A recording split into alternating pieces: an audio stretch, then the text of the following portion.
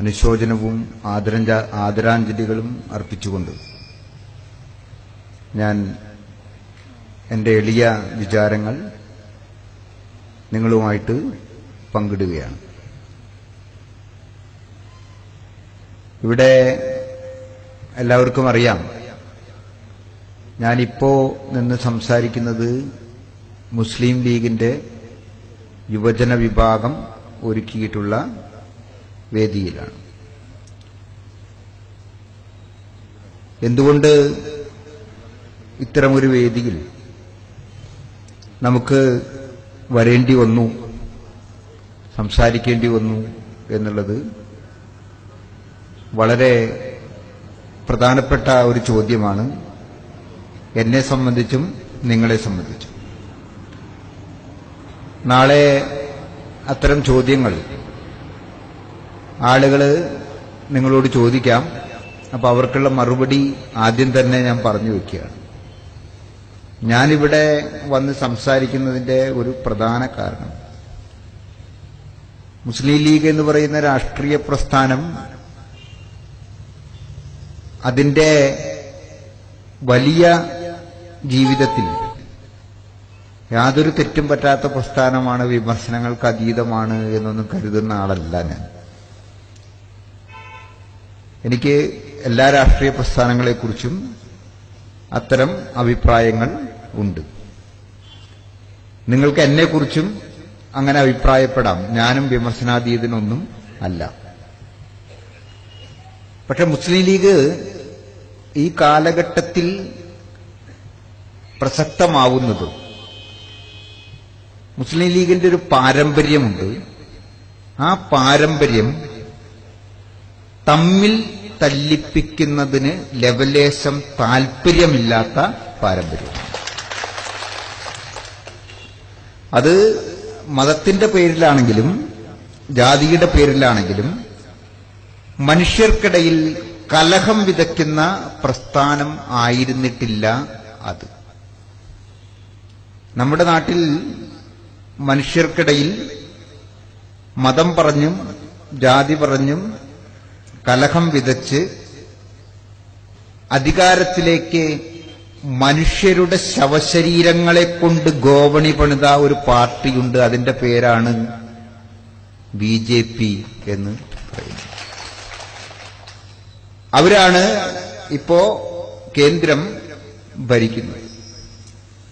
അങ്ങനെ കേന്ദ്രം ഭരിക്കുന്നവരുടെ ചില ആളുകൾ ഇപ്പോ മലപ്പുറത്തും ഇത്തരം കലാപങ്ങൾ ഉണ്ടാക്കാൻ ശ്രമിക്കുന്നു എന്നതിന്റെ സൂചനകളാണ് പാകിസ്ഥാനിലേക്ക് പോയിക്കൊള്ളാൻ പറഞ്ഞുകൊണ്ട്, എന്തു പറഞ്ഞാലും പാകിസ്ഥാനിലേക്ക് പോയിക്കൊള്ളാനാണ് പറഞ്ഞിരിക്കുന്നത്.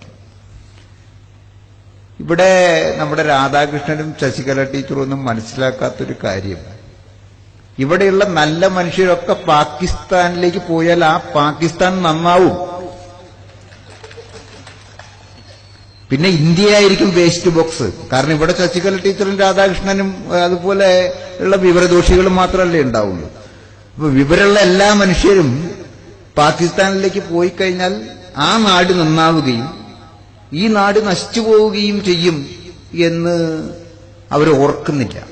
എനിക്ക് തോന്നുന്നു ഇവർ ഈ നാടിനെ നശിപ്പിക്കാൻ വേണ്ടിയാണ് രാജ്യസ്നേഹികളായി പെരുമാറുന്നത് അല്ലെങ്കിൽ അഭിനയിക്കുന്നത് എന്നാണ്.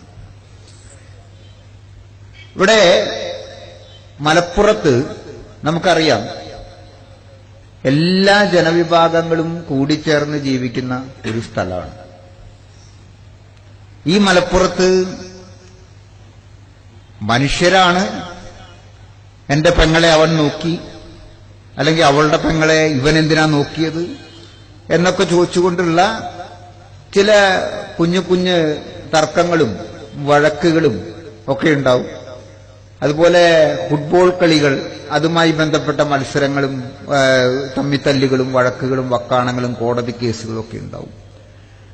പക്ഷേ മലപ്പുറത്ത് ഒരിക്കലും നിന്റെ മതം ഹിന്ദുവാണല്ലടോ എന്ന് ചോദിച്ചിട്ടോ നിന്റെ മതം മുസ്ലിമാണല്ലടോ എന്ന് ചോദിച്ചിട്ടോ ഒരു കലാപവും ഉണ്ടാവാൻ ഇടവന്നിട്ടില്ല. ആ കലാപം ഇവിടെ ഉണ്ടാക്കിയാൽ മാത്രമേ BJPക്ക് ഇവിടെ വേര് പിടിക്കാൻ പറ്റൂ. അതുകൊണ്ടാണ് അവർ ഈ കലാപം ഉണ്ടാക്കാൻ വേണ്ടി ശ്രമിക്കുന്നത്. ഒരു ഗുജറാത്താക്കി മലബാറിനെ മാറ്റണം എന്നാണ് അവര് ആഗ്രഹിക്കുന്നത്. നമ്മുടെ ഉദ്ദേശം മറ്റൊന്നാണ്. ഒരു മലപ്പുറമാക്കി ഇന്ത്യയെ മാറ്റണം എന്നുള്ളതാണ് നമ്മുടെ ഉദ്ദേശം. അപ്പൊ എന്താണ് മതേതരത്വവും വർഗീയതയും തമ്മിലുള്ള വ്യത്യാസം എന്ന് ചോദിച്ചാൽ ഉത്തരം വളരെ ലളിതമാണ്. അതിന് വലിയ ചരിത്ര പുസ്തകങ്ങളൊന്നും തിരയണ്ട. ഉത്തരം വളരെ ലളിതമാണ്. ഇന്ത്യയെ മുഴുവൻ ഗുജറാത്താവാൻ ആഗ്രഹിക്കുന്നവരുടെ പ്രവർത്തനത്തിന്റെ പേരാണ് വർഗീയത. ഇന്ത്യയെ മുഴുവൻ മലപ്പുറമാക്കാൻ ആഗ്രഹിക്കുന്നവരുടെ പ്രവർത്തനത്തിന്റെ പേരാണ് മതേതരത്വം, മതനിരപേക്ഷത. ആ മതമേതായാലും ജാതി ഏതായാലും മനുഷ്യർ തമ്മിൽ സൗഹൃദം നിലനിൽക്കണം എന്നതിൽ ഊന്നിയ ഒരു രാഷ്ട്രീയ സാമൂഹിക പ്രവർത്തനത്തിന്റെ പേരാണ് മതനിരപേക്ഷത. അത് നമ്മൾ സംരക്ഷിക്കേണ്ടതുണ്ട്. അത് സംരക്ഷിക്കേണ്ടതിന്റെ ഭാഗമായിട്ട് അധികാര കസേരയിൽ ഇരിക്കുമ്പോഴും അധികാര കസേരയ്ക്ക് പുറത്തിരിക്കുമ്പോഴും ഉണ്ടാകാവാനിടയുള്ള ചില കലഹങ്ങളൊക്കെ ഉണ്ട്. സ്വാഭാവികമാണ്. അത് കുറച്ച് പത്രക്കാരുണ്ടാക്കുന്നതാണ്. കുറച്ച് അധികാര കസേരയിൽ ഇരിക്കുന്നവരും അതിൽ നിന്ന് പുറത്തു വന്നവരും കൂടി ഉണ്ടാക്കുന്നതാണ്. ഞാൻ ഭരണപ്രതിപക്ഷങ്ങളെ കുറിച്ചൊക്കെയാണ് ഉദ്ദേശിക്കുന്നത്. അവരതുണ്ടാക്കും. പക്ഷെ ആ കലഹങ്ങൾക്കൊക്കെ അപ്പുറം ഈ നാടിന്റെ മതനിരപേക്ഷത, മതമേതായാലും മനുഷ്യർ തമ്മിൽ ഉണ്ടായിരുന്ന ആ സൗഹാർദ്ദത്തിന്റെ അന്തരീക്ഷം തകർക്കാൻ ഒരു സംഖ്യയെയും അനുവദിക്കരുത് എന്ന പ്രതിജ്ഞയിലൂന്നിയ ഒരു ഫാഷിസ്റ്റ് വിരുദ്ധ ഐക്യമുന്നണി നമ്മുടെ നാട്ടിൽ ഉണ്ടാവേണ്ടതുണ്ട്. ഞങ്ങൾ അതിനുവേണ്ടിയാണ് ഇപ്പോൾ ശ്രമിച്ചുകൊണ്ടിരിക്കുന്നത്. 26-ാം തീയതി നിങ്ങളുടെ എല്ലാം പ്രിയപ്പെട്ട നേതാക്കളിൽ ഒരാളായ ബഹുമാനപ്പെട്ട മുനവർ അലി പാണക്കാട് ശിഹാബ് തങ്ങൾ ഉൾപ്പെടെയുള്ള ആളുകൾ പങ്കെടുക്കുന്ന ഒരു യോഗം തൃശൂർ ടൗൺ ഹാളിൽ നടക്കുന്നുണ്ട്. നിങ്ങൾക്ക് ആർക്ക് വേണമെങ്കിൽ അവിടെ വരാം. കാരണം നമ്മുടെ ലക്ഷ്യം എത്രയേ ഉള്ളൂ. രാഷ്ട്രീയമേതാവട്ടെ, മതമേതാവട്ടെ, ദേശമേതാകട്ടെ, വസ്ത്രമേതാകട്ടെ, ഭക്ഷണമേതാകട്ടെ, വിദ്യാഭ്യാസമേതാകട്ടെ, പണമുള്ളവനോ പണമില്ലാത്തവനോ ആകട്ടെ, ഈ നാടിലെ മതസൗഹാർദ്ദത്തിനും മതനിരപേക്ഷതയ്ക്കും തകർച്ചയുണ്ടാക്കാൻ ആരെയും അനുവദിക്കില്ല എന്ന പ്രതിജ്ഞയെടുക്കുന്ന ഒരു ഭാരതീയ പൗരന്മാരുടെ മുന്നേറ്റം. അതാണ് നമ്മൾ ഫാഷിസ്റ്റ് വിരുദ്ധ ഐക്യമുന്നണി എന്നതുകൊണ്ട് ഉദ്ദേശിക്കുന്നത്. അതിന്റെ പ്രവർത്തനങ്ങളാണ് ഞങ്ങളിപ്പോൾ നടത്തിക്കൊണ്ടിരിക്കുന്നത്. അതിവിടെ അത്യാവശ്യമാണ്. ഇപ്പൊ ഹിന്ദുസ്ഥാൻ ഹമാര, നമ്മുടെയാണ് എന്ന് പറയുമ്പോൾ അത് ഹിന്ദുസ്ഥാൻ ഹിന്ദുവിന്റെ അല്ല. ഹിന്ദുസ്ഥാൻ എന്ന് പറഞ്ഞാൽ ഇവിടെ എല്ലാവരുടെയാണ്. ഈ മണ്ണിൽ ജനിച്ച് ജീവിക്കുന്ന എല്ലാവരുടെയുമാണ് നമ്മുടെ നാട്. അത് ഹിന്ദുവിന്റെ അല്ല, അത് മുസ്ലിമിന്റെയും അല്ല, അത് ക്രിസ്ത്യാനിയുടെയും അല്ല. അത് എല്ലാവരുടെയാണ്. നമ്മുടെ എല്ലാവരുടെയും നാടാണിത്. അതാണ് ഈ ക്യാമ്പയിന്റെ തന്നെ സന്ദേശം. അതാണ് എന്നെ ആകർഷിച്ചത്. സ്വാതന്ത്ര്യ സമര കാലഘട്ടത്തിൽ ഏറ്റവും ജനകോടികളെ ആവേശപ്പെടുത്തിയ ഒരു മുദ്രാവാക്യം അതാണിത്. അപ്പോ ഇവിടെ ഞാനിങ്ങോട്ട് വരുമ്പോ ഇങ്ങനെ ആലോചിച്ചുകൊണ്ടിരുന്നൊരു കാര്യമാണ് മനുഷ്യ സൗഹാർദ്ദം തടക്കുന്ന ആളുകൾ. അവരെ നമ്മൾ സംഘികൾ എന്ന് പറയും. നമ്മൾ ചില ആളുകളൊക്കെ, ചില മുസ്ലിം പണ്ഡിതന്മാരും ചിലപ്പോൾ ചില ക്രിസ്ത്യൻ പ്രാസംഗികരുമൊക്കെ ഈ ഹിന്ദുക്കള് കൊരങ്ങനെ ആരാധിക്കുന്ന ആളുകളാണ് എന്ന് പറഞ്ഞ് കളിയാക്കുന്നത് ഞാൻ കേൾക്കാറുണ്ട്. ഉദ്ദേശിക്കുന്നത് ഹനുമാനെയാണ്. ഹനുമാൻ കൊരങ്ങനാണെന്നുള്ള അഭിപ്രായം എനിക്കില്ല. കാരണം അത് രാമായണം വായിച്ചു നോക്കാത്തതുകൊണ്ടാണ് ഹനുമാനെ കൊരങ്ങനാണെന്ന് പലരും ധരിക്കുന്നത്. നിങ്ങളൊന്ന് ആലോചിച്ച് നോക്കൂ. വ്യാകരണപ്പെശക് കൂടാതെ, ഉച്ചാരണപ്പെശക് കൂടാതെ ഇപ്പോൾ നിങ്ങളുടെ മുമ്പിൽ സംസാരിക്കുന്ന സ്വാമി വിശ്വഭദ്രാനന്ദ ശക്തിബോധി എന്ന എന്നേക്കാൾ 100 ഇരട്ടി മികവിൽ സംസ്കൃത ഭാഷയിൽ സംസാരിക്കാൻ അറിയുന്ന ഒരാൾ കുരങ്ങാവാൻ വല്ല സാധ്യതയുണ്ടോ? ഇല്ല. വാൽമീകി രാമായണത്തില് ഹനുമാനെ വിശേഷിപ്പിച്ചിട്ടുള്ളത് കല്യാണി വാക്ക് എന്നാണ്. കല്യാണിയച്ചിയുടെ വാക്ക് എന്നല്ല അർത്ഥം, നിങ്ങൾ അങ്ങനെ വിചാരിക്കരുത്. കല്യാണി വാക്ക് എന്ന് പറഞ്ഞാൽ മംഗളകരമായ വാക്ക് പറയുന്ന ആള് എന്നാണ്, നല്ല വാക്കുകൾ പറയുന്ന ആള്. നമ്മുടെ ഒരു കവിതയുണ്ടല്ലോ, നല്ല വാക്കോതുവാൻ ത്രാണിയുണ്ടാവേണം എന്ന് പറഞ്ഞിട്ട്. അപ്പൊ അങ്ങനെ സംസ്കൃതത്തിൽ വളരെ അവഗാഹമുണ്ടായിരുന്നൊരു കുരങ്ങ് അത് ഉണ്ടാവില്ല. അപ്പൊ ഹനുമാൻ കുരങ്ങൊന്നുമല്ല. പക്ഷെ ആളുകൾ അങ്ങനെയാണ് ധരിക്കുന്നത്. അങ്ങനെ ധരിച്ചിട്ടുണ്ട്. ആ ധാരണ അനുസരിച്ചിട്ട് ഇവിടെ കുരങ്ങനെ ആരാധിക്കുന്നവരാണ് എന്ന് പറഞ്ഞിട്ടുണ്ട്. കുരങ്ങനെ ഒരു പേരുണ്ട്, എന്താണ്? Monkey, English. അപ്പൊ മങ്കി ആരാധകരാണ് ഇന്ത്യക്കാർ എന്ന് പറയാം. എനിക്ക് ഒരു വിരോധമില്ല. ഈ മങ്ക്യാരാധകരായ ഇന്ത്യക്കാർ അപകടകാരികളല്ല, പക്ഷേ സംഖ്യാരാധകരായ ഇന്ത്യക്കാർ അപകടകാരികളാണ്. ഇവിടെ ഇപ്പോഴത്തെ പ്രശ്നം അതാണ്. നിങ്ങൾ ഹനുമാനെ ആരാധിച്ചാൽ ഒരു കുഴപ്പമുണ്ടാവാൻ പോകുന്നില്ല. നമ്മുടെ നാട്ടിൽ ഒരു കുഴപ്പമുണ്ടായിട്ടില്ലല്ലോ. ആളുകൾ ഹനുമാനെ ആരാധിച്ചിട്ട് നമ്മുടെ നാട്ടിൽ ഒരു കുഴപ്പവും ഇതുവരെ ഉണ്ടായിട്ടില്ല. പക്ഷെ ഈ സംഖ്യാരാധന തുടങ്ങിയോടുകൂടി വലിയ കുഴപ്പങ്ങളിലേക്ക് നമ്മുടെ നാട് മുന്നോട്ട് പോയിക്കൊണ്ടിരിക്കുക. ഇവിടെ ഞാൻ ഒരു 10-15 കൊല്ലമായി ഇങ്ങനെ പൊതുവേദികളിൽ വന്ന് ഇത്തരം പ്രസംഗങ്ങൾ നടത്തിക്കൊണ്ട് എഴുതിക്കൊണ്ട് ജീവിക്കാൻ തുടങ്ങിയിട്ട്. ആദ്യമൊക്കെ ഭീഷണി ഉണ്ടായിരുന്നു. പിന്നെ ഈ പേടിക്കുന്നവരെ പേടിപ്പിക്കാൻ മാത്രമേ ഇവർക്കൊക്കെ കഴിയൂ. ഞാൻ പേടിക്കാറില്ല. അതുകൊണ്ട് ഇവര് അതൊക്കെ നിർത്തിയിരിക്കുകയായിരുന്നു. ഈ അടുത്ത് വീണ്ടും ഒന്ന് വന്നു. കാരണം എന്താ വെച്ചാൽ ഒരു 10-20 കൊല്ലം കൊണ്ട് ചില സൈബർ സംഘികൾ വളർന്നു വന്നിട്ടുണ്ട്. അവർക്ക് എന്നെ പറ്റി ഒന്നും അറിയില്ല, എന്റെ പൂർവ്വചരിത്രങ്ങളൊന്നും അറിയില്ല. അതുകൊണ്ട് അവരുടെ വിചാരം ഈ അടുത്ത കാലത്തെങ്ങോ ഒരു സ്വാമി എവിടുന്നോ ഒരു കാവി എടുത്ത് വന്നിട്ട് ഇങ്ങനെ പറയുകയാണെന്നാണ്. അപ്പൊ മുമ്പ് ഇവരുടെയൊക്കെ എന്താ പറയാ തലതൊട്ടപ്പന്മാര് പേടിപ്പിക്കാൻ ശ്രമിച്ചിട്ട് പേടിക്കാത്ത സ്വാമിയാണ് ഞാൻ എന്നൊന്നും അറിയില്ല. ഞാൻ സാധാരണ പറയാറുണ്ട്, എന്റെ സഹോദര യതിയാണ് സന്ദീപാനന്ദഗിരി. ഞാൻ പറയാറുണ്ട്, സന്ദീപാനന്ദഗിരി അല്ല വിശ്വഭദ്രാനന്ദ ശക്തിബോധി. അതെല്ലാവരും മനസ്സിലാക്കേണ്ടതുണ്ട്. സന്ദീപാനന്ദഗിരി അല്ല ഞാൻ, പെരുമാൾ മുരുകൻ അല്ല ഞാനങ്ങനെ പേടിക്കാറില്ല. അപ്പൊ ഇവർ ഈ അടുത്തൊന്ന് പേടിപ്പിക്കാൻ നോക്കി. പക്ഷെ ഇതൊക്കെ നമ്മുടെ നാട്ടിൽ ഇങ്ങനെ നടക്കുന്നതിന്റെ ഒരു പശ്ചാത്തലം. ഇപ്പൊ MT അദ്ദേഹം ആകെ പറഞ്ഞത് നാട്ടുകാരുടെ ഒരു ദുരന്തം പറയുകയാണ്, ജീവിത ദുരിതം പങ്കുവെക്കുകയാണ്. നാട്ടുകാരുടെ ജീവിത ദുരിതം പങ്കുവെക്കലാണ് സാഹിത്യകാരന്റെ ആദ്യത്തെ ധർമ്മം. നാട്ടുകാരുടെ ജീവിത ദുരിതം പങ്കുവെക്കാത്ത ഒരു എഴുത്തുകാരൻ, അയാൾ എത്ര ജ്ഞാനപീഠം കയറിയ ആളാണെങ്കിലും അയാൾ ജനഹൃദയങ്ങളുടെ പീഠം കയറില്ല, ജനഹൃദയങ്ങളിൽ കയറില്ല.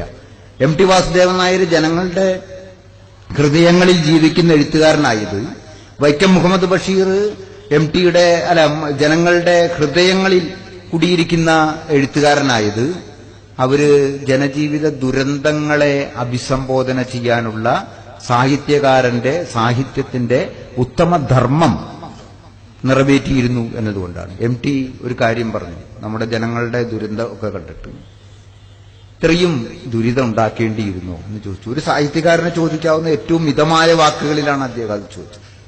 MT മിണ്ടരുത്. സാമ്പത്തിക വിഷയത്തിൽ അവഗാഹമില്ലാത്ത MT എന്ത് ചെയ്യരുത്? സാമ്പത്തികപരമായി എടുത്ത ഒരു നയനടപടിയെക്കുറിച്ച് ഒന്നും പറയരുത് എന്നാണ് പറഞ്ഞത്. ആരാ പറയണത്? AN രാധാകൃഷ്ണൻ. AN രാധാകൃഷ്ണന് എന്താണാവോ സാമ്പത്തിക ശാസ്ത്രത്തിൽ ഇത്ര വലിയ അയാൾ ബിരുദാനന്തര ബിരുദം എടുത്തിട്ടുണ്ട്. അയാൾ എല്ലാ ചാനലുകളിലും വന്നിരുന്ന് ചലക്കാറില്ലേ സാമ്പത്തിക കാര്യങ്ങളെ കുറിച്ചിട്ട്? അങ്ങനെയാണെങ്കിൽ അവര് സാമ്പത്തിക ബിരുദമുള്ള ആളുകളെ മാത്രം ഈ നാണയ പ്രതിസന്ധിയുമായിട്ട് ചർച്ച ചെയ്യാൻ വിട്ടാൽ മതി. ചാനലുകളിലേക്ക് BJP ഒരുപാട് ആളുകളുണ്ടെന്നാണല്ലോ പറയുന്നത്. ഇന്ത്യയിലെ ഏറ്റവും വലിയ പാർട്ടി,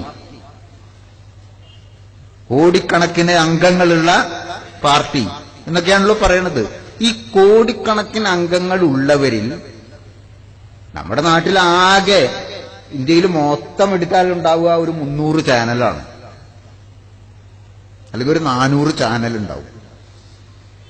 ഈ 400 ചാനലിലേക്കും ഒരു 400 ധനതത്വശാസ്ത്ര ബിരുദധാരികളെ പറഞ്ഞയക്കാൻ BJPക്ക് ഇല്ലേ?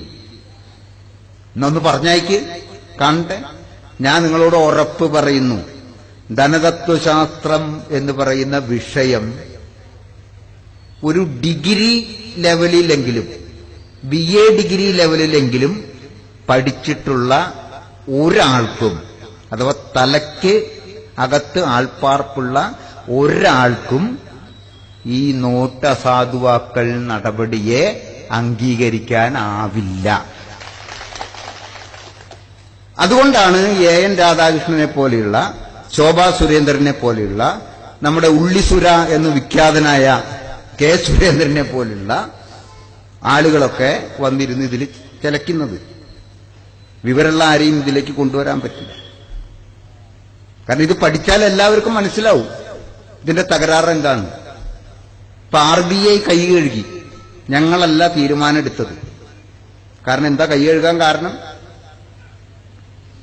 RBI ഒരു തീരുമാനം എടുക്കണമെങ്കിൽ, റിസർവ് ബാങ്ക് ഓഫ് ഇന്ത്യ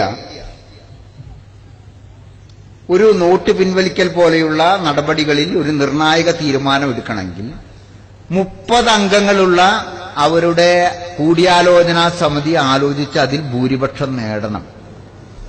ഈ അംഗങ്ങൾക്ക് ഏത് വിഷയമാണ് ചർച്ച ചെയ്യാൻ പോകുന്നത് എന്നുള്ളതിനെ കുറിച്ച് 15 ദിവസം മുമ്പെങ്കിലും നോട്ടീസ് കൊടുക്കണം. ഇതാണ് അവരുടെ ഒരു രീതി.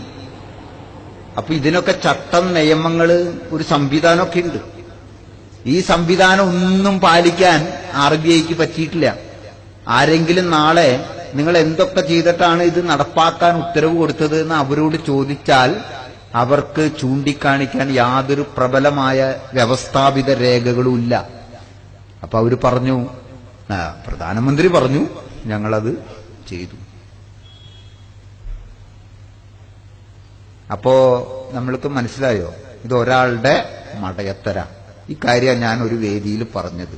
വിവരദോഷിയാണ്, തലയ്ക്ക് വെളിവില്ലാത്ത ആളാണ്. ഞാൻ ആ വേദി സംഘടിപ്പിച്ച ആൾക്ക് അത്രയും വിവരമില്ല എന്ന് പിന്നെ മനസ്സിലാക്കി.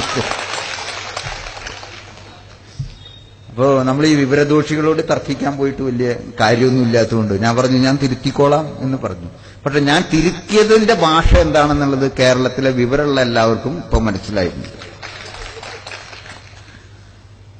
ശരിക്കും ആ തിരുത്തലാണ് എന്നെ കൂടുതൽ പ്രശസ്തനാക്കിയത്. ഞാൻ എന്താ പറഞ്ഞത് എന്നുള്ളത് മനസ്സിലായതപ്പോഴാണ്. അപ്പൊ ഇങ്ങനെ നമ്മുടെ നാട്ടിൽ ഒരാൾക്കും ഒരു കാര്യവും മിണ്ടാൻ പറ്റാത്തൊരു അന്തരീക്ഷം ഉണ്ടാക്കിയിരിക്കുക. അപ്പൊ കമലിനോട് പറഞ്ഞിരിക്കുന്നത്, ചലച്ചിത്ര സംവിധായകൻ, ഞാൻ സത്യം പറയാൻ നിങ്ങളോട്, അതായത് എനിക്കറിയില്ലായിരുന്നു കമലിന്റെ പേര് കമാലുദ്ദീൻ എന്നാണ്. സത്യം പറയാം, എനിക്ക് അദ്ദേഹം ഒരു മുസ്ലിമാണെന്ന് പോലും അറിയില്ലായിരുന്നു. ഞങ്ങൾ പല വേദിയിലും കണ്ടിട്ടുണ്ട്, ഒന്നിച്ചിരുന്നിട്ടുണ്ട്, സംസാരിച്ചിട്ടുണ്ട്, ചായ കുടിച്ചിട്ടുണ്ട്. ഓർമ്മ ശരിയാണെങ്കിൽ ഒരു പ്രാവശ്യം ഒന്നിച്ചിരുന്ന് ഉച്ചയൂണ് പോലും കഴിച്ചിട്ടുണ്ട്. പക്ഷേ എനിക്കൊരിക്കലും കമൽ എന്ന് പറഞ്ഞാൽ അദ്ദേഹം മുസ്ലിമാണെന്നോ അല്ലെങ്കിൽ വേറെ എന്താണെന്നോ ഒന്നും ഇതുവരെ തോന്നിയിട്ടില്ല. അങ്ങനെയുള്ള ഒരാളെയാണ് കമാലുദ്ദീൻ. ഞാനിത് ഈ BJPക്കാർ ഈ ജാഥ നയിക്കുമ്പോൾ ഇങ്ങനെ കമാലുദ്ദീൻ എന്ന് പറഞ്ഞു, ഞാനിത് അപ്പൊ എഴുതി കാണിക്കുന്ന എങ്ങനെയാണ്, കമലിന്റെ വീട്ടിലേക്ക് BJP മാർച്ച്. ഇവര് വിളിക്കണത് കമാലുദ്ദീൻ എന്നാണ്. അപ്പൊ ഞാൻ ഇനിയിപ്പോ വേറെ വല്ല കക്ഷികളും പുതിയതായിട്ട് വന്നിട്ടുണ്ടോ കമാലുദ്ദീൻ എന്ന് പറഞ്ഞിട്ട് ഇത് ആരാ ഈ പാർട്ടി എന്നറിയാൻ വേണ്ടി നോക്കുമ്പോഴാണ് പിന്നെയാണ് പറയണത് കമലിന്റെ പേര് കമാലുദ്ദീൻ എന്നാണ്. അയാൾ മുസ്ലിമാണ്. അതുകൊണ്ട് അയാൾ പാകിസ്ഥാനിലേക്ക് പോകും, ഇവിടെ ജീവിക്കാൻ പാടില്ല. ഇനി ഇതിനിടെ കൂടെ വേറൊരു കാര്യമുണ്ട്. ഈ പരസ്പരം തമ്മി തല്ലി അടിപ്പിക്കണമല്ലോ. അടിപ്പിക്കാനുള്ള ഏറ്റവും നല്ല വഴി എന്താ? ഈ RSSന്റെ ഒരു മുസ്ലിം പതിപ്പുണ്ട്. അതിന്റെ പേരാണ് SDPI. അത് പല പേരിലും വരും. പോപ്പുലർ ഫ്രണ്ട്, അതുപോലെ NDF എന്നൊക്കെ പറഞ്ഞിട്ട്. എന്താണ് ഇവര് തമ്മിലൊരു ഒത്തുകളിയുണ്ട്. കേരളത്തിൽ ഏറ്റവും കൂടുതൽ ഒത്തുകളി രാഷ്ട്രീയം നടത്തുന്ന രണ്ട് പ്രസ്ഥാനങ്ങളുടെ പേരാണ് SDPIയും BJPയും. രണ്ടാളും തമ്മിൽ ഭയങ്കര ഒത്തൊരുമ. എന്താ ഒത്തൊരുമ എന്നറിയോ? കമലിനെ പറ്റിയിട്ട് എന്താണ് രാധാകൃഷ്ണൻ പ്രസ്താവന നടത്തിയത്? അയാൾ SDPIക്കാരനാണെന്നാണ്. അപ്പൊ ഒരാളെ ഇപ്പൊ നമ്മള് ഇങ്ങനെ നടന്നു പോകുമ്പോ ഒരാള് പറയാണ് നിങ്ങള് മറ്റേ SDPI ഇല്ലേ എന്നൊക്കെ പറഞ്ഞു കഴിഞ്ഞാൽ കുറെ കഴിയുമ്പോൾ ഞാൻ പറയും അതെ, നിനക്ക് എന്താ വേണ്ടത് അതിന് എന്ന് ചോദിക്കില്ലേ? ഇങ്ങനെ ചോദിച്ചു കിട്ടിയ രക്ഷപ്പെട്ടു. കമല് അതേടോ ഞാൻ SDPIക്കാരനാണ് എന്ന് ചോദിച്ചു കിട്ടാൻ വേണ്ടിയിട്ടൊരു ഇതിട്ട് കൊടുക്കുകയാണ്. പക്ഷേ കൊടുങ്ങല്ലൂര് ജനിച്ച് ജീവിച്ച ഇന്ത്യയിലെ ആദ്യത്തെ മുസ്ലിം പള്ളി ഉണ്ടായ കൊടുങ്ങല്ലൂര് ജനിച്ച് ജീവിച്ച എന്റെ ബഹുമാനപ്പെട്ട സുഹൃത്തായ നിങ്ങളുടെ എല്ലാം പ്രിയപ്പെട്ട ചലച്ചിത്ര സംവിധായകനായ കമല് ഞാനൊരു SDPIക്കാരനാകും എന്ന് BJPക്കാരോ SDPIക്കാരോ വ്യാമോഹിച്ചിട്ടുണ്ടെങ്കിൽ അത് നടക്കാൻ പോകില്ല. അങ്ങനെ ഒരിക്കലും കമല് പറയാൻ പോകുന്നില്ല. കാരണം കമൽ അതല്ല. ഇങ്ങനെ ഓരോന്ന്, അതായത് ഇവർക്കെതിരെ ഒരക്ഷരം മിണ്ടരുത്. മിണ്ടിയാൽ നിങ്ങളെ തല്ലിക്കൊല്ലും, അല്ലെങ്കിൽ നാട് കടക്കും. ഞാൻ ചോദിക്കുന്നത് ആരാണ് ഇവരാരാണ്? എനിക്ക് മനസ്സിലാവാത്തോണ്ട് ചോദിക്കാം. ആരാണ് ഈ സംഘികൾ? അവർക്ക് എന്താണ് ഭാരതീയ സംസ്കാരമായിട്ട് ബന്ധം? ഒരു പൊതുവേദിയിൽ വന്ന് ചർച്ച ചെയ്യോ? ഞാൻ അത് പറയാനാ വന്നത്. ഇപ്പൊ നോട്ട് പ്രതിസന്ധി ഒക്കെ ശരിയാന്നാണല്ലോ ഇവർ പറയുന്നത്. ഞാൻ വെല്ലുവിളിക്കുക ഇവിടുത്തെ എല്ലാ BJP നേതാക്കളെയും. ഞാൻ ഒറ്റയ്ക്ക് വരാം, നിങ്ങളെല്ലാവരും കൂടി വാ. നിങ്ങൾ അതൊന്ന് എന്നെ ഒന്ന് ബോധ്യപ്പെടുത്തി അത് ചെയ്തത് ശരിയാണ്. ഞാൻ ആ നിമിഷം BJPയുടെ മെമ്പർഷിപ്പ് എടുക്കാം. ഒരു മിസ് കോൾ എടുക്കും. വെറുതെ വിവരമില്ലാതെ ചാനലിൽ പോയിരുന്ന് അല്ലെങ്കിൽ പാവപ്പെട്ട മനുഷ്യര് ഒരു 5 ദിവസം പണിയെടുത്താൽ 500 രൂപ കയ്യിൽ കിട്ടുന്ന ഏറ്റവും ഉത്തരേന്ത്യയിലെ പാവപ്പെട്ട മനുഷ്യർക്ക് 50 രൂപയുടെ നോട്ട് കാണിച്ചു കൊടുത്ത് അവിറ്റങ്ങളെ ട്രക്കറിൽ കയറ്റിയിരുത്തി എന്നിട്ട് വലിയ മൈതാനത്ത് കൊണ്ട് നിരത്തിയിരുത്തി ഓരോ പാക്കറ്റ് കപ്പലണ്ടിയും ഓരോ ഗ്ലാസ് വെള്ളവും കൊടുത്തിട്ട് ഇരുത്തിയിട്ട് ഒരാൾ അവിടെ നിന്ന് ബായോർ ഭവനോ എന്ന് പറഞ്ഞിട്ട് ഇങ്ങനെ സംസാരിക്കുകയാണ്. പല പാവങ്ങളും പലതും ചോദിക്കൂ. ആണുങ്ങൾ ചോദിക്കാനുള്ളിടത്ത സ്ഥലത്ത് ഇയാൾ മിണ്ടൂല. അതാണ് പാർലമെന്റിൽ കണ്ടത്. ഞാൻ പറയുന്നത് ചോദ്യം ചെയ്യുകയും ചിന്തിക്കാൻ കഴിവുള്ള ആളുകളുടെയും മുമ്പിൽ വന്ന് നിങ്ങൾ ഇതൊന്ന് ബോധ്യപ്പെടുത്ത്. എന്തിനാ പേടിക്കണത്? പറ്റില്ല, ബോധ്യപ്പെടുത്താൻ പറ്റില്ല. കള്ളിയൊക്കെ വെളിച്ചത്താവും. അപ്പൊ ഇവരാരാണ് നമ്മളോട് മിണ്ടരുത്, സംസാരിക്കരുത് എന്നൊക്കെ പറയാൻ? ഇവരൊന്നും ആരുമല്ല. ഒരു പുതിയ വാദം കൊണ്ടുവന്നിട്ടുണ്ട് ഒരുത്തൻ.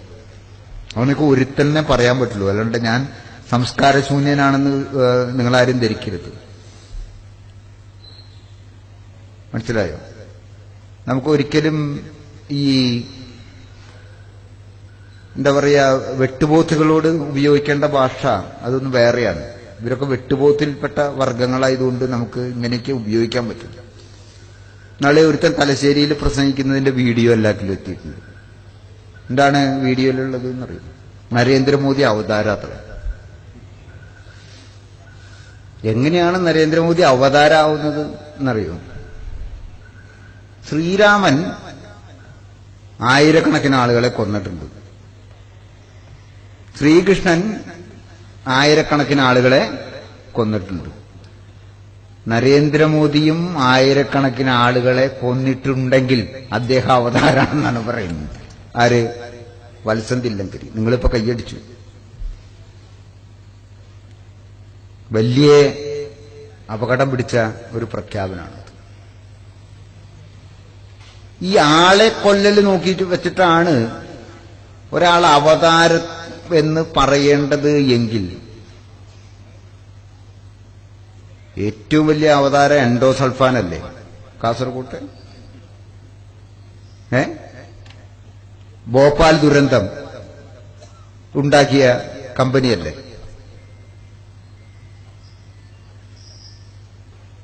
അപ്പൊ ഈ വിഷം ആണോ അവതാരത്തിന്റെ ലക്ഷണം? കുറെ ആളുകളെ കൊല്ലുക എന്നുള്ളതാണോ അവതാരത്തിന്റെ ലക്ഷണം? അല്ല. ഞാൻ അതിന് വത്സൻ തില്ലങ്കരിയോട് ഒരു മറുപടി പറയാണ്. കുറച്ച് വർഷങ്ങൾക്ക് മുമ്പ് എന്തായിരുന്നു എന്ന് വെച്ചാൽ, അന്ന് എന്നോട് ഇവരൊക്കെ പറയാറുള്ളൊരു വാദം എന്താ വെച്ചാൽ, സ്വാമി, ഭാരതത്തിന്റെ സംസ്കാരം എന്ന് പറഞ്ഞാൽ, ഇവർക്ക് എപ്പോഴും അങ്ങനെ ഒരു വാക്കുണ്ട്, ഭാരതത്തിന്റെ സംസ്കാരം.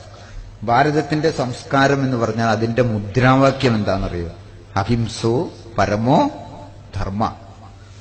അഹിംസയാണ് പരമധർമ്മം. ആരാ പറയുന്നതെന്നറിയോ? കുമ്മനം രാജശേഖരനെ പോലുള്ള ആളുകൾ.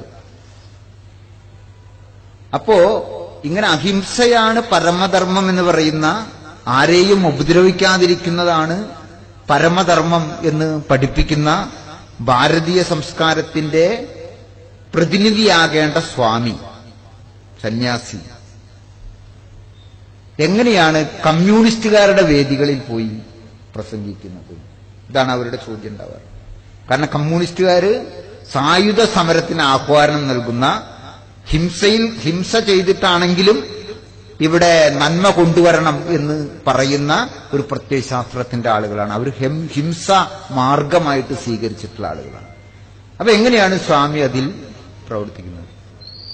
അപ്പൊ അത് എന്നോട് പറഞ്ഞപ്പോ ഞാൻ അന്ന് മറുപടി പറഞ്ഞു. എന്താന്ന് വെച്ചാൽ, നമ്മുടെ അവതാരങ്ങളൊക്കെ ആയുധത്തോടുകൂടി നടക്കുന്ന ആളുകളാണ്. ശ്രീരാമൻ അമ്പും വില്ലുമായിട്ട് നടന്നു, ശ്രീകൃഷ്ണൻ ചക്രമായിട്ട് നടന്നു, പരശുരാമൻ മഴുവായിട്ട് നടന്നു. അതുകൊണ്ട് ഒരു യഥാർത്ഥ ഭാരതീയ സന്യാസിക്ക് ഈ അവതാരങ്ങളെയൊക്കെ മാനിക്കുന്നുണ്ടെങ്കിൽ അല്പം ഹിംസയൊക്കെ ആവാം എന്ന് അന്ന് ഞാൻ പറഞ്ഞിരുന്നു. ഇപ്പൊ അത് തന്നെ വെച്ചിട്ട് അവരിപ്പോ പറയുകയാണ് നരേന്ദ്രമോദി അവതാരമാണ്, കുറെ ആളുകളെ കൊന്നിട്ടുണ്ട് എന്ന്. ഞാൻ ഈ വത്സൻ തില്ലങ്കരിയെ പോലുള്ള വിവരം കേട്ട ആളുകളോട്, അവരുടെ വാക്കുകൾ കേട്ടിട്ട് കൈയടിക്കുന്ന അതിലും വലിയ വിവരദോഷികളായ ഇവിടുത്തെ സംഘീ ഹിന്ദുക്കളോട് ഒരു കാര്യം പറയുകയാണ്. ശ്രീരാമൻ, ശ്രീകൃഷ്ണൻ ആരും ഒരൊറ്റ നിരപരാധിയെ പോലും കൊന്നിട്ടില്ല. ഒരൊറ്റ നിരപരാധിയെ പോലും കൊന്നിട്ടില്ല. എനിക്ക് ഉറപ്പിച്ചു പറയാൻ പറ്റുമോ? രാവണനെയാണ് ആര് കൊന്നത്? ശ്രീരാമൻ കൊന്നത്. രാവണന്റെ കൂടെ ഉണ്ടായിരുന്ന സൈനികരെയും കൊന്നു. രാവണൻ നല്ല ആളായിരുന്നു. അന്യന്റെ ഭാര്യയെ മോഷ്ടിക്കുന്ന, അതും ആണുങ്ങളില്ലാതെ വീട്ടിൽ കയറി അന്യന്റെ ഭാര്യയെ മോഷ്ടിച്ചു കൊണ്ടുപോകുന്ന ഒരാൾ നല്ല മനുഷ്യനാണ്. ഏറ്റവും മിനിമം കാര്യം ആലോചിച്ചാൽ, മറ്റുള്ളവരുടെ, അതായത് മറ്റുള്ളവർക്ക് അവകാശപ്പെട്ട ഭൂമി കൊടുക്കില്ല എന്ന് പറയുന്ന ആൾ നല്ലവനാണ്. ദുര്യോധനൻ പാണ്ഡവർക്ക് അവകാശപ്പെട്ട മണ്ണാണ്, അത് എങ്ങനെയെങ്കിലും പരിഹരിക്കണം എന്ന് കരുതിയിട്ട് ശ്രീകൃഷ്ണൻ ദുര്യോധനന്റെ അടുത്ത് ചെന്നിട്ട് ഓരോ പാണ്ഡവനും ഓരോ വീട് വെക്കാനുള്ള സ്ഥലമെങ്കിലും കൊടുത്താൽ മതി എന്ന് പറഞ്ഞു. ഇപ്പോ നടന്നുകൊണ്ടിരിക്കുന്ന ഭൂമി പ്രശ്നം തന്നെയാണ് അന്നും ഉണ്ടായിരുന്നത്. കൊടുക്കില്ല എന്ന് പറഞ്ഞു. അപ്പൊ യുദ്ധം വന്നു. യുദ്ധം വന്നപ്പോ ശ്രീകൃഷ്ണൻ ഒരു പക്ഷത്തേക്ക് നിന്നു. അതല്ലേ നടന്നിട്ടുള്ളത്. ശ്രീകൃഷ്ണൻ നിന്ന പക്ഷം ഏതാണ് എന്ന് വത്സൻ തില്ലങ്കരി ചിന്തിക്കണം. അല്ലെങ്കിൽ വത്സൻ തില്ലങ്കരിയെ പോലെയുള്ള RSS നേതാക്കൾ എന്ന് പറയുന്ന ആളുകൾ ചിന്തിക്കണം. ശ്രീകൃഷ്ണൻ നിന്ന പക്ഷം ഭൂരിപക്ഷത്തിന്റെ പക്ഷമല്ല. നിങ്ങൾ മഹാഭാരതം എടുത്തു നോക്കൂ. ശ്രീകൃഷ്ണൻ നിന്നത് ഭൂരിപക്ഷത്തിന്റെ ഒപ്പമല്ല എന്ന് അപ്പോൾ മനസ്സിലാവും. ദുര്യോധനന്റെ കൂടെയായിരുന്നു അക്കാലത്തെ ഭൂരിപക്ഷം ആളുകളും. പക്ഷേ ശ്രീകൃഷ്ണൻ നിന്നത് അക്കാലത്ത് വളരെ കുറച്ചാളുകൾ മാത്രം കൂടെ നിൽക്കാൻ ധൈര്യപ്പെട്ടിരുന്ന ധർമ്മപുത്രരുടെ പക്ഷത്താണ്, പാണ്ഡവരുടെ പക്ഷത്താണ്. എന്നുവെച്ചാൽ ശ്രീകൃഷ്ണാവതാരത്തിന്റെ ദൗത്യം തന്നെ ന്യൂനപക്ഷത്തിന്റെ ഒപ്പം നിൽക്കുക എന്നുള്ളത് ആയിരുന്നു. അപ്പൊ ഞാനിപ്പോ ന്യൂനപക്ഷത്തിന്റെ ഒപ്പാണ് നിൽക്കുന്നത്. അതിന്റെ കാരണം ഞാൻ ശ്രീകൃഷ്ണനെ ബഹുമാനിക്കുന്നു എന്നുള്ളത് മാത്രമല്ല, ജനാധിപത്യത്തെ ബഹുമാനിക്കുന്നു എന്നുള്ളത് കൂടി ആണ്. കാരണം ജനാധിപത്യത്തിന്റെ ആദ്യത്തെ ലക്ഷണം അല്ലെങ്കിൽ അടിസ്ഥാന ലക്ഷണം എന്ന് പറയുന്നത് ഭൂരിപക്ഷത്തിന്റെ ആധിപത്യം അടിച്ചേൽപ്പിക്കുക എന്നുള്ളത് അല്ല, മറിച്ച് ന്യൂനപക്ഷത്തിന്റെ അവകാശങ്ങൾ ഉറപ്പുവരുത്തുക എന്നുള്ളത് ആണ്. ഇവിടെ ന്യൂനപക്ഷത്തിന്റെ അവകാശങ്ങൾ ഉറപ്പുവരുത്തുന്നതിന് പകരം അവരെ ഭീഷണിപ്പെടുത്തുന്ന, പേടിപ്പിക്കുന്ന, UAPA എന്ന് പറയുന്ന ഉമ്പാച്ചി കാണിച്ച് വിറങ്ങലിപ്പിക്കുന്ന ഒരു ഭരണകൂടം, ആ ഭരണകൂടത്തിന് സിന്ദാബാദ് വിളിക്കുന്ന ആളുകൾ, അത് ഒരിക്കലും നല്ലതല്ല. അത് ജനാധിപത്യത്തിന് ശരിയായൊരു കാര്യമല്ല. അതുകൊണ്ടാണ് ഞാൻ ന്യൂനപക്ഷത്തിന് വേണ്ടി സംസാരിക്കുന്നത്. അല്ലാതെ എനിക്ക് ഭാരതീയ സംസ്കാരം എന്താണെന്നറിയാത്തതുകൊണ്ടല്ല, ശ്രീകൃഷ്ണൻ ആരാണ് എന്നറിയാത്തതുകൊണ്ടല്ല, ശ്രീരാമൻ ആരാണ് എന്ന് അറിയാത്തതുകൊണ്ട് അല്ല. എന്തായാലും ഈ പറയുന്ന ശശികല ടീച്ചർ, വത്സൻ തില്ലങ്കരി, AN രാധാകൃഷ്ണൻ, കുമ്മനം രാജശേഖരൻ തുടങ്ങിയ ആളുകളെക്കാളൊക്കെ കൂടുതൽ ശ്രീകൃഷ്ണൻ ആരാണെന്നും ശ്രീരാമൻ ആരാണെന്നും ഭഗവതി ആരാണെന്നും ഭഗവാൻ ആരാണെന്നും അയ്യപ്പൻ ആരാണെന്നും ഒക്കെ എനിക്കറിയാം. അത് വേണമെങ്കിൽ തെളിയിക്കുകയും ചെയ്യാം. അപ്പോൾ വെറുതെ ജനങ്ങളെ ഈ വേണ്ടാത്ത കാര്യങ്ങൾ പറഞ്ഞ് തെറ്റിദ്ധരിപ്പിച്ച് ആവേശപ്പെടുത്തി ഇവിടെ മനുഷ്യരുടെ സൗഹൃദം തകർക്കുന്ന പ്രവർത്തനമാണ് നടന്നുകൊണ്ടിരിക്കുന്നത്. ഈ പ്രവർത്തനം ആരംഭിച്ചത് എപ്പോഴാണ്? വളരെ മുന്നാണ്, വളരെ മുമ്പ് ആരംഭിച്ചു. 1925 മാത്രമല്ല, അതിനു മുമ്പ് ഹിന്ദു മഹാസഭ തുടങ്ങിയ വിവിധ പ്രസ്ഥാനങ്ങളിൽ കൂടെ ഇത് ആരംഭിച്ചതാണ്. ഞാൻ അതിന്റെ ചരിത്രത്തിലേക്കൊന്നും പോകുന്നില്ല. RSSകാരുടെ ഏറ്റവും വലിയ പ്രശ്നം അക്കാലത്ത് ഇവരുടെ ശബ്ദത്തിന് യാതൊരു വിലയും ഉണ്ടാവാത്ത വിധത്തിൽ ജനഹൃദയങ്ങളെ അഗാധമായി സ്വാധീനിക്കാൻ കഴിയുന്ന വലിയ നേതാക്കൾ ഉണ്ടായിരുന്നു എന്നുള്ളതാണ്. ഉദാഹരണം മഹാത്മാഗാന്ധി, പിന്നെ ജവഹർലാൽ നെഹ്റു, മൗലാന അബ്ദുൽ കലാം ആസാദ്, അതുപോലെ നമ്മുടെ ആദ്യത്തെ രാഷ്ട്രപതിയായിരുന്ന ഡോക്ടർ രാജേന്ദ്ര പ്രസാദ്, അതുപോലെ നമ്മുടെ ആദ്യത്തെ ഉപരാഷ്ട്രപതിയായിരുന്ന പിന്നീട് രാഷ്ട്രപതിയായ ഡോക്ടർ S രാധാകൃഷ്ണൻ, സർവേപ്പള്ളി രാധാകൃഷ്ണൻ, രാജാജി, കാമരാജ്, അങ്ങനെ വലിയൊരു വ്യക്തിത്വങ്ങൾ അക്കാലത്ത് ഉണ്ടായിരുന്നു. കേരളത്തിലാണെങ്കിൽ AKG, P കൃഷ്ണപിള്ള, EMS തുടങ്ങിയ ഒരുപാട് ആളുകൾ. അപ്പൊ ഇവരുടെ ഇടയിലേക്ക് ഒന്നും പറഞ്ഞ് ഇവർക്ക് വരാൻ കഴിയുമായിരുന്നില്ല. അപ്പൊ ഇവരെന്താ പറഞ്ഞതെന്നറിയോ? വ്യക്തിപൂജയല്ല യഥാർത്ഥത്തിൽ വേണ്ടത്, രാഷ്ട്രത്തോടുള്ള സ്നേഹമാണ്. രാഷ്ട്രം എന്ന് പറയുന്നത് ഒരു വ്യക്തിയാവരുത് എന്നാണ് ആര് പറഞ്ഞിരുന്നത്? അപ്പോ RSSകാര് പറഞ്ഞിരുന്നത്. ഞാനിത് വെറുതെ പറയല്ല, ഇവിടെ വീഡിയോ ഉണ്ട്, ഞാൻ സംസാരിക്കുന്നതൊക്കെ റെക്കോർഡഡാണ്. ഈ പുസ്തകം ഇത് അത്ര വലിയ ഗൗരവപ്പെട്ട ആളൊന്നുമല്ല, ഗോൾവൾക്കർ എന്ന് പറയും. RSSന്റെ ഏറ്റവും വലിയ താത്വികാചാര്യൻ, അതുകൊണ്ട് തന്നെ ഗുരുജി എന്നാണ്, സ്വർഗീയ ഗുരുജി എന്നാണ് RSSകാർ ഇദ്ദേഹത്തെ വിളിക്കുന്നത്. ഈ സ്വർഗീയ ഗുരുജി അദ്ദേഹത്തിന്റെ ജീവിതത്തിൽ പറഞ്ഞിട്ടുള്ള ഈ വത്സൻ തില്ലങ്കരി മോഡലുള്ള എല്ലാ പ്രസംഗങ്ങളും എല്ലാ എഴുത്തുകളും ഒക്കെ ശേഖരിച്ചിട്ട് ഇതുപോലെ 12 വാള്യം ഇറങ്ങിയിട്ടുണ്ട്. ഇതിലെ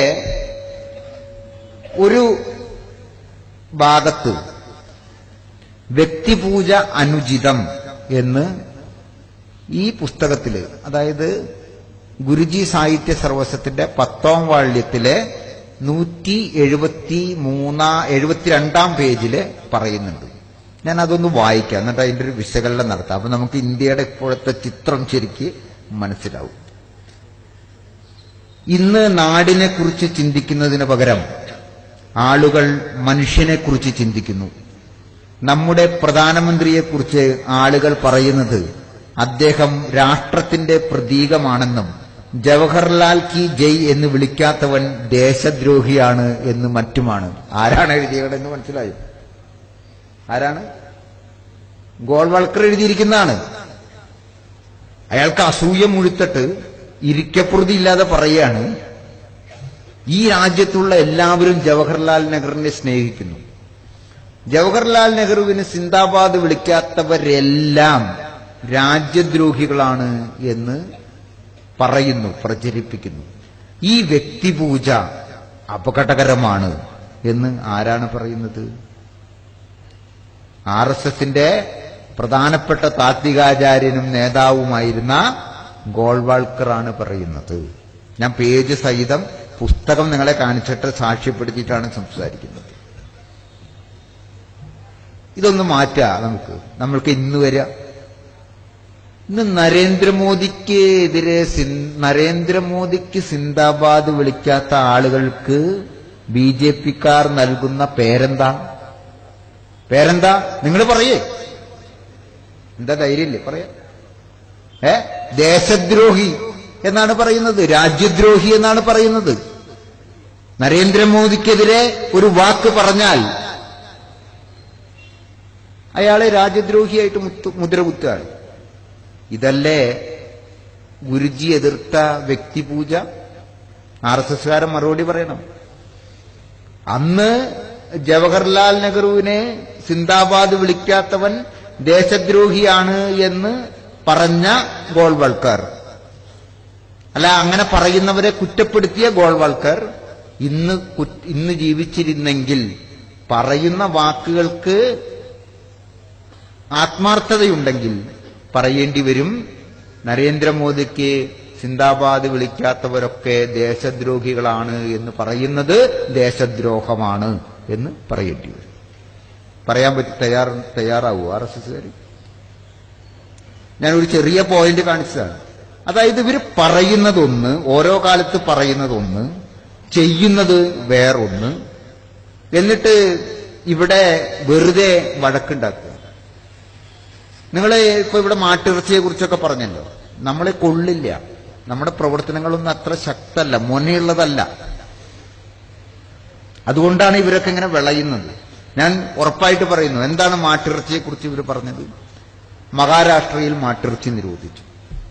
പശു അമ്മയാണ്, പശു പെറ്റ പുത്രന്മാരാണ് ഞങ്ങളെന്ന് അവിടുത്തെ RSSകാരൊക്കെ സമ്മതിച്ചതുകൊണ്ട് അമ്മയെ കൊന്ന് തിന്നരുത് എന്നുള്ള നല്ല മക്കളാവാൻ വേണ്ടിയിട്ട് അവരവിടെ എന്ത് ചെയ്തു? മാട്ടിറച്ചി നിരോധിച്ചു. നല്ല കാര്യം. അമ്മയെ കൊന്നു തിന്നാൻ പാടില്ല, അതൊക്കെ ശരിയാ. പക്ഷേ പശു മഹാരാഷ്ട്രയിലെ മാത്രം RSSകാരുടെ അമ്മയല്ലല്ലോ, ആണോ? അല്ല. അവര് ആസേതു ഹിമാചലം ഹിന്ദുക്കളുടെ മുഴുവൻ അമ്മയായിട്ടാണല്ലോ പശുവിനെ കാണുന്നത്. ഈ ആസേതു ഹിമാചലം ഹിന്ദു എന്ന് പറയുന്നത് മഹാരാഷ്ട്രയിൽ മാത്രം ഉള്ളതല്ല, അത് ഗോവയിലുണ്ട്. പക്ഷേ ഗോവയിലെത്തിയപ്പോ RSSകാരുടെ നിലപാട് മാറി. കാരണം ഗോവയിൽ ധാരാളം ക്രൈസ്തവ സഹോദരങ്ങളുണ്ട്. അവർക്ക് മാട്ടിറച്ചി കൂടാതെ ജീവിക്കുന്ന സ്വഭാവം, ശീലം ഇല്ല. അതുകൊണ്ട് എല്ലാ ആഴ്ചയിലും ഒരു ദിവസമെങ്കിലും അവർക്ക് മാട്ടിറച്ചി വേണം. അതവിടെ വലിയ കച്ചവടമാണ്. വലിയ ഭൂരിപക്ഷം, അത് നിർണായക ശക്തിയാണ് ക്രിസ്ത്യാനികൾ ഗോവയിൽ. BJPക്ക് അവിടെ തിരഞ്ഞെടുപ്പിൽ ജയിക്കണമെങ്കിൽ ക്രിസ്ത്യാനികളുടെ വോട്ട് വേണം. അതുകൊണ്ട് BJPയിലെത്തിയപ്പോൾ പശുപുത്രന്മാർ നിറം മാറ്റി, വാക്കുമാറ്റി. അവർ പറഞ്ഞു, എവിടെയൊക്കെ മാട്ടിറച്ചി നിരോധിച്ചാലും ഗോവയിൽ നിരോധിക്കുന്ന പ്രശ്നമില്ല എന്ന് പറഞ്ഞു. ഇതാണ് അവസരവാദം. കഴിഞ്ഞില്ല, കേരളത്തിലെത്തിയപ്പോൾ നമ്മുടെ നാട്ടിലൊരാളുണ്ട്, വെളിവിള്ള പിള്ള എന്ന് ഞാൻ വിളിക്കുന്ന വെള്ളാപ്പള്ളി നടേശൻ. അദ്ദേഹം പത്രസമ്മേളനം നടത്തിയിട്ട് പറഞ്ഞു, ഞാൻ മാട്ടിറച്ചി തിന്നിട്ടുണ്ട്, ഇപ്പോഴും തിന്നുന്നുണ്ട്, നാളെയും തിന്നും. ഒരു BJP-കാരനും ഒരു പ്രശ്നവുമില്ല. കാരണം എന്താണ്? SNDP-യുമായിട്ട് കൂട്ടുകൂടി ഒരു രാഷ്ട്രീയ പാർട്ടി ഉണ്ടാക്കി മത്സരിച്ചിട്ട് കുമ്മനം രാജശേഖരൻ മുഖ്യമന്ത്രിയായി സത്യപ്രതിജ്ഞ ചെയ്യുമെന്ന് ആവേശപൂർവ്വം പ്രസംഗിക്കുകയും സ്വപ്നം കണ്ട് നടക്കുകയും ചെയ്തിരുന്ന കാലാണത്. അതല്ല കാരണം. ഈ കുമ്മനം രാജശേഖരനൊക്കെ കേരളത്തിന്റെ മുഖ്യമന്ത്രിയാവുന്നൊരു കാലം വന്നാലുണ്ടല്ലോ, നമ്മളൊക്കെ ആത്മഹത്യ ചെയ്യാണ് നല്ലത്.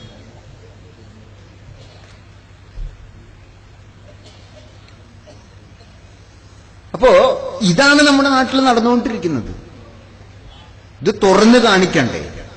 ഇത് പറഞ്ഞാല് വലിയ പ്രശ്നമാണെന്നാണ് പറയുന്നത്. എന്ത് പ്രശ്നമാണെന്ന് എനിക്ക് മനസ്സിലാവുന്നില്ല.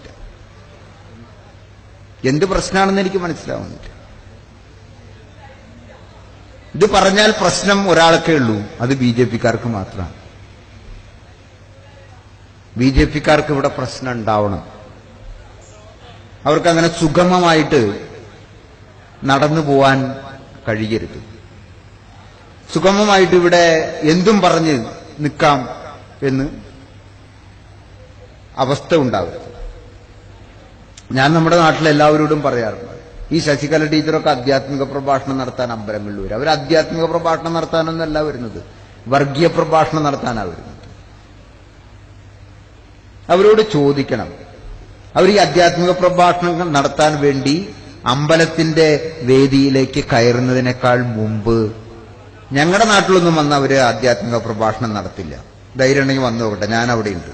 വേറെ അധികം പേരൊന്നും വേണ്ട, ഞാൻ ഒറ്റയ്ക്ക് മതി. അക്കാര്യത്തിൽ ഞാനൊരു രജനീകാന്ത.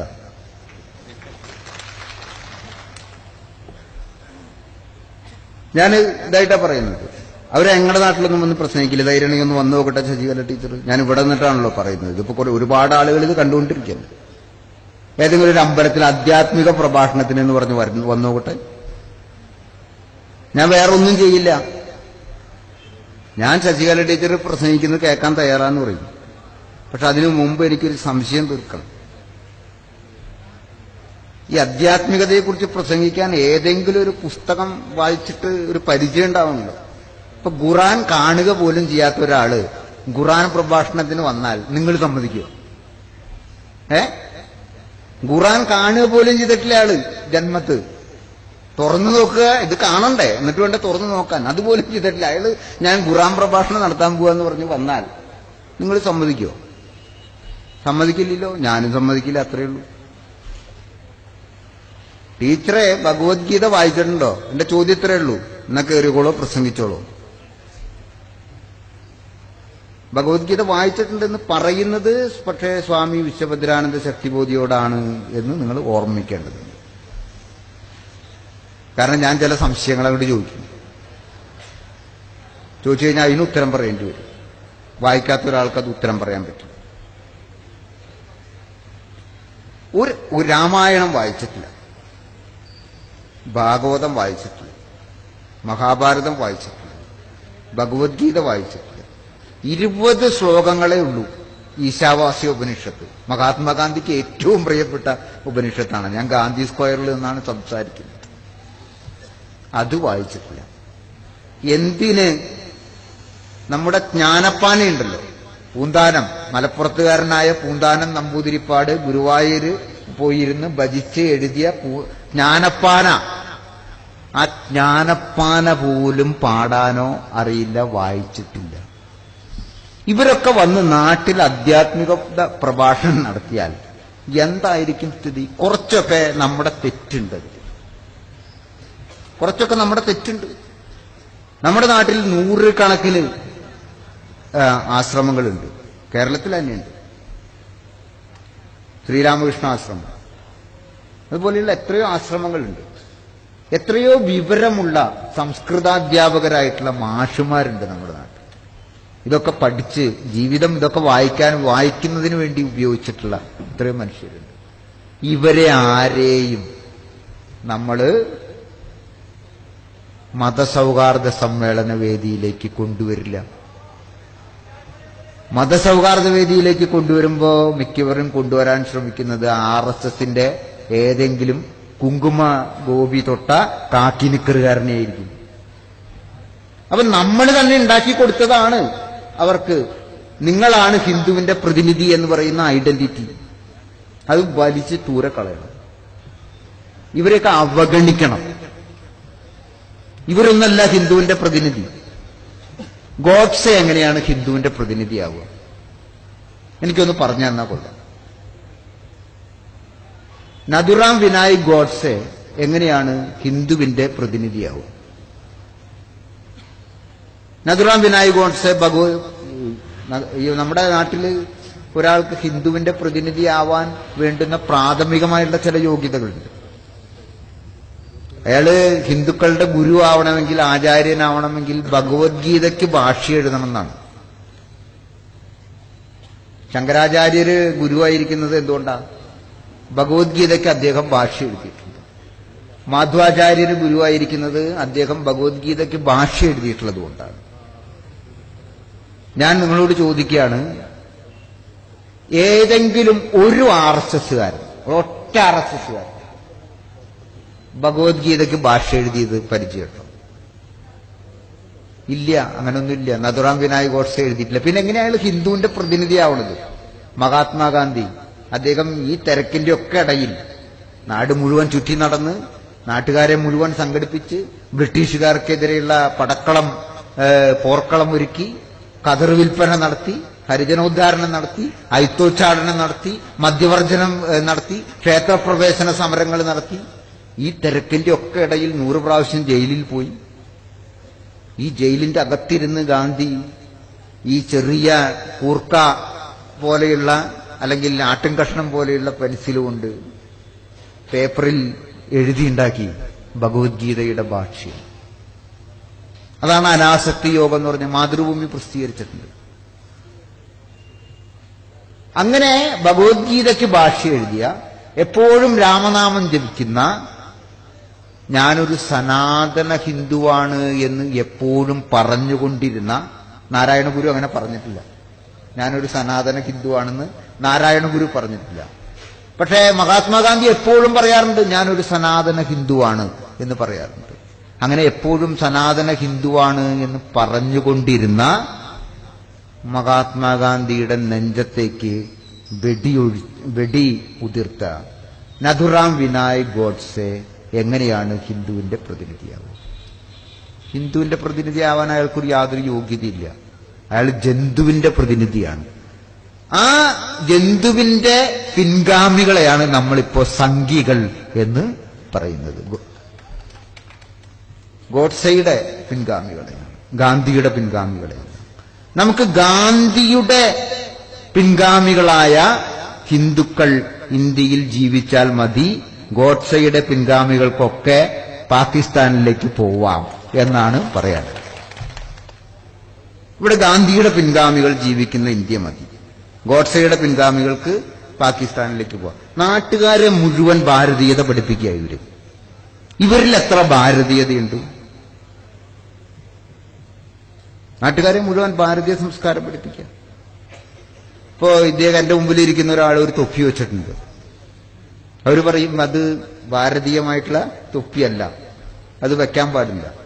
ഒരാൾ പാന്റ് ഇട്ട് നടക്കണുണ്ട് കഴിഞ്ഞാൽ അവർ പറയും ഇപ്പൊ പറയാണ്ടേ, കാരണം നരേന്ദ്രമോദി പാന്റിൽ നിന്ന് ഇറങ്ങുന്നില്ല. മനസ്സിലായോ? അപ്പോ പാന്റ് ഇട്ട പറയും അത് വിദേശ വസ്ത്രമാണ്. ഒരാളുടെ പേര് എന്താണ്? സൈമൺ എന്നാണ്. അല്ലെങ്കിൽ നിങ്ങളുടെ പേരെന്താണ്? സൈനുദ്ദീൻ എന്നാണ്. അത് രണ്ടും വിദേശി പേരുകളാണ്. സോമൻ എന്നോ സുരേന്ദ്രൻ എന്നോ ഒക്കെ ആയാലേ എന്താവുള്ളൂ? സ്വദേശി പേരാവുള്ളൂ. ഇങ്ങനെ പേരിന്റെ പേരിൽ, വേഷത്തിന്റെ പേരിൽ ഒക്കെ നാട്ടുകാരെ മുഴുവൻ ഭാരതീയ സംസ്കാരം പഠിപ്പിക്കാൻ നടക്കുകയാണല്ലോ ഇവര്. ഞാൻ അവരോട് ലളിതമായൊരു ചോദ്യം ചോദിക്കുക, നിങ്ങളാരും ചോദിക്കണ്ട, പ്രശ്നമാവും. ഞാൻ ചോദിക്കുകയാണ് നിങ്ങൾക്കൊക്കെ വേണ്ടി. കോണകം ഉണ്ടല്ലോ, കൗബീനം എന്ന് സംസ്കൃതത്തിൽ പറയുന്ന സാധനം, അതിന് ഭാരതീയ സംസ്കാരമായിട്ട് നല്ല ബന്ധമുണ്ട്. കാരണം എന്റെ ഗുരു ഉൾപ്പെടെയുള്ള ഒരുപാട് മഹർഷിമാരും സാധാരണക്കാരായ കൃഷിക്കാരും ഒക്കെ ധരിച്ചിരുന്ന ഒരു വേഷവിധാനമാണ് കോണം. ഞാനും കോണം എടുത്തിട്ടുണ്ട് ചെറുപ്പത്തിൽ. പക്ഷേ കാക്കിനിക്കറിന് എന്താണ് നമ്മുടെ ഭാരതീയ സംസ്കാരവുമായിട്ട് ബന്ധം? RSSന്റെ ഔദ്യോഗിക വേഷം എന്താണ്? കോണകാണോ? അല്ലല്ലോ, കാക്കിനിക്കറല്ലേ. ഇപ്പൊ അത് കാക്കി പാന്റ് ആക്കിയിട്ടുണ്ട്. കാക്കി നിക്കറിനും ഭാരതീയ സംസ്കാരത്തിനും തമ്മിൽ എന്താ ബന്ധം? അതിട്ടിട്ട് നിങ്ങൾ ഈ നാട്ടിൽ പരേഡ് നടത്തിയാൽ മതി. ഞങ്ങളെ അതൊന്ന് ബോധ്യപ്പെടുത്തുക ആദ്യം. ഈ കാക്കി നിക്കറും ഈ കരിന്തൊപ്പിയും വെളുത്ത ഷർട്ടും ഭാരതീയ സംസ്കാരവും തമ്മിൽ എന്താണ് ബന്ധം? അതൊന്ന് പറഞ്ഞ് മനസ്സിലാക്കുക. എന്നിട്ട് നിങ്ങൾ കവാത്ത് നടത്തുന്നു. ഇതിവിടെ പറയാൻ ആളില്ല. അതുപോലെ ഹിന്ദു എന്ന വാക്ക് ഞാൻ നേരത്തെ പറഞ്ഞു. സൈമൺ, സൈനുദ്ദീൻ ഒക്കെ വിദേശിയാണ്, അതുകൊണ്ട് പാടില്ല. സോമൻ, സുരേന്ദ്രൻ അതാണ് സ്വദേശി. ശരി, സമ്മതിച്ചു. ഈ ഹിന്ദു എന്ന വാക്ക് സ്വദേശിയാണ്. ഹിന്ദു എന്ന വാക്കേ സ്വദേശിയല്ല. അത് പാഴ്സി ഭാഷയിൽ രൂപപ്പെട്ട വാക്കാണ്. നിങ്ങൾക്ക് മുഹമ്മദ് നബി പ്രവാചകരുടെ ജീവിതം പഠിക്കുമ്പോൾ മനസ്സിലാവും. അതിൽ ഹിന്ദ് എന്നു പേരുള്ള ഒരു സ്ത്രീയെക്കുറിച്ച് പറയുന്നുണ്ട്. അവർ ഹിന്ദു ആയതുകൊണ്ടൊന്നല്ല ഹിന്ദ് എന്ന് പേരിട്ടത്. അത് ലോകമെമ്പാടും പല കാലങ്ങളിൽ പാഴ്സികളിൽ കൂടെ പ്രചരിച്ചിരുന്നൊരു വാക്കാണ് ഹിന്ദ്. അതിന് പല അർത്ഥങ്ങളും ഉണ്ട്. സിന്ധു നദിയുടെ തീരത്ത് വസിക്കുന്നവരെന്ന് മാത്രമല്ല. മറ്റൊരു വിഡ്ഢിതം നിങ്ങൾക്ക് കേൾക്കണം. ഒരു ഇന്ത്യക്കാരനോട് ചോദിക്കുക, ഏത് ഇന്ത്യക്കാരനോടും ചോദിച്ചോളൂ, നിങ്ങളുടെ പ്രിയപ്പെട്ട നദി ഏതാണ് എന്ന് ചോദിക്കുക. എല്ലാ ഇന്ത്യക്കാരും എന്താ പറയാ? സംശയിക്കൊന്നും വേണ്ട, ഗംഗ എന്ന് പറയും. ഗംഗയുടെ തീരത്ത് പോയിട്ട് ഒരു ഇറ്റ് ഗംഗാജലം ഇറക്കി മരിക്കണം എന്ന് ആഗ്രഹിക്കുന്നവനാണ് ഇന്ത്യയിൽ ജീവിക്കുന്ന ഏതൊരു ഹിന്ദുമത വിശ്വാസിയും. കാരണം ഗംഗ അവനെ സംബന്ധിച്ച് ഒരു പുണ്യനദിയാണ്, പവിത്ര നദിയാണ്. ശിവന്റെ ജടാമകുടത്തിൽ നിന്ന് ഭൂമിയുടെ പാപങ്ങൾ മുഴുവൻ ഒഴുക്കിക്കളയാൻ ഉത്ഭവിച്ച പുണ്യപുരാതന പവിത്ര നദിയാണ് ഗംഗ. ഏറ്റവും പ്രിയപ്പെട്ട നദി ഏതാണ് എന്ന് ഇന്ത്യക്കാരനോട് ചോദിച്ചാൽ ഇന്ത്യക്കാരൻ പറയും ഗംഗയാണ് എന്ന്. പക്ഷേ RSSകാരൻ പറയും സിന്ധു ആണ് എന്ന്. കാരണം എന്താണെന്ന് വെച്ചാൽ സിന്ധുസ്ഥാൻ